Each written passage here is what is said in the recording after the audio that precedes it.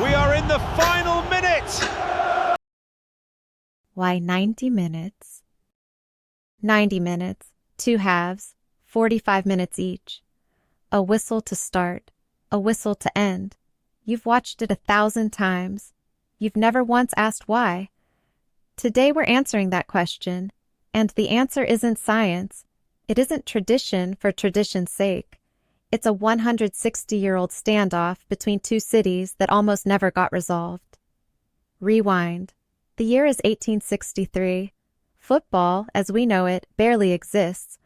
The Football Association has just formed in London, but the rules, loose, inconsistent. Different cities are playing what is technically the same sport, under completely different laws, and nowhere was that divide sharper than between two clubs.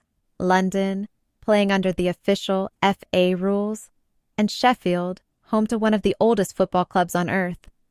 Sheffield liked it long, brutal, grinding matches stretching close to 2 hours. London wanted it tight, sharp, over before fatigue turned skill into chaos. Every time these two sides met, the same problem repeated. Before a single ball was kicked, they had to argue about everything, including how long they'd even be out there. 1866, Battersea Park, London and Sheffield meet again. And once again, before kickoff, the same standoff, Sheffield pushing for long, London pushing for short, neither side budging. So they did what two stubborn sides do when neither one is winning. They split it. 90 minutes, 2 halves, 45 apiece. No grand design, no careful calculation, just a compromise that happened to stick.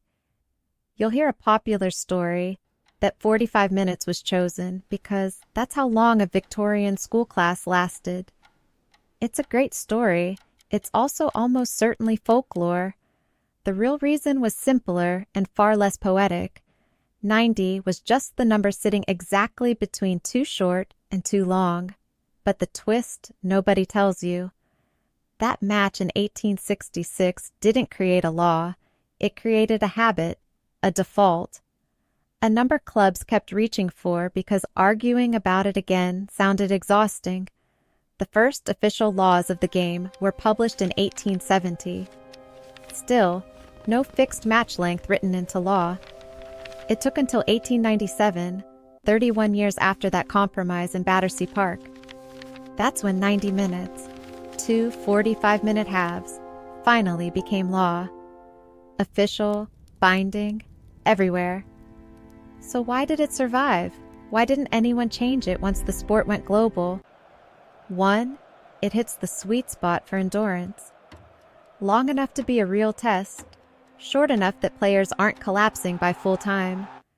2, it made the sport organizable. Once leagues needed fixture lists, one universal match length made scheduling possible at scale. And 3, at some point, it just stopped being a rule. It became the game itself. Try to change 90 minutes today, and you're not adjusting a regulation.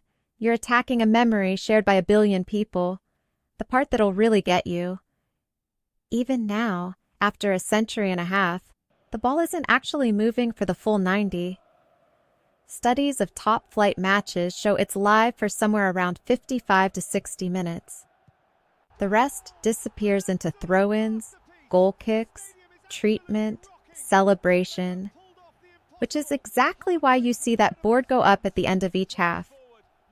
Stoppage time isn't a bonus. It's an apology for the minutes the clock already stole. So, next time you're sitting at the 89th minute, groaning at 3 more minutes added on, remember what you're actually watching, the echo of a 160-year-old argument between two cities that couldn't agree on anything, except finally, a number.